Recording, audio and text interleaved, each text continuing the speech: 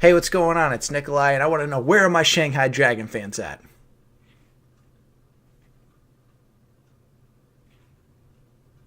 Just me?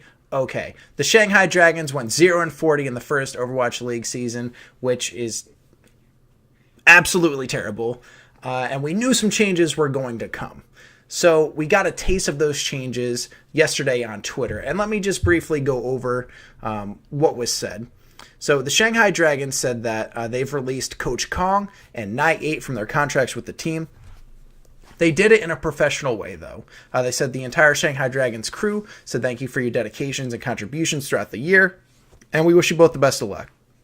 Thought that was a great way to do it. You don't want any bad blood. Players can improve, and coaches can improve as well. So don't burn any bridges. Go out on a respectful way, and maybe in the future, if you want to work together again, there's no bad blood. They also let some players go too. Altring, Free Feel, Five King, Roshan, Shuzu, Ado, Sky, and Daymin.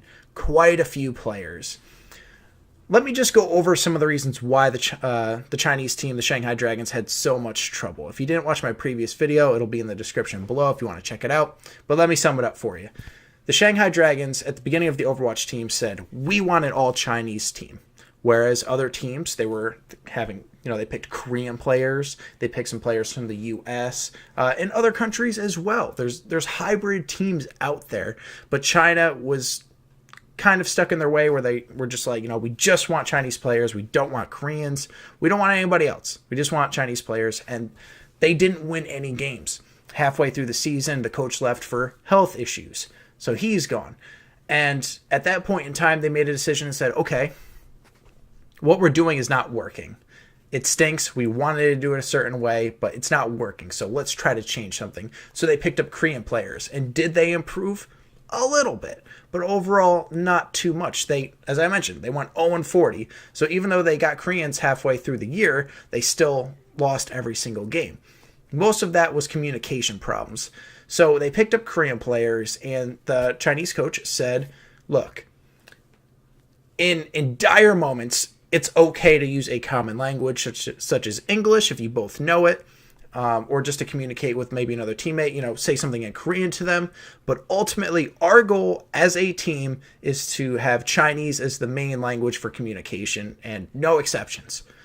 And that kind of hurt them, aside from trying to practice. They're also trying to learn Chinese. And what if a player thinks, I'm only here for one season, I'm not going to try that hard to learn Chinese. And they're also trying to learn in a very intense environment too, right? If there's an enemy soldier on the team, I got you in my sights, now is not the time to be learning a different language. I need to be able to tell you to take cover. I need to let you know certain things, immediately. So communication was a huge issue. They just dropped some coaches. They just dropped a ton of players, hypothetically.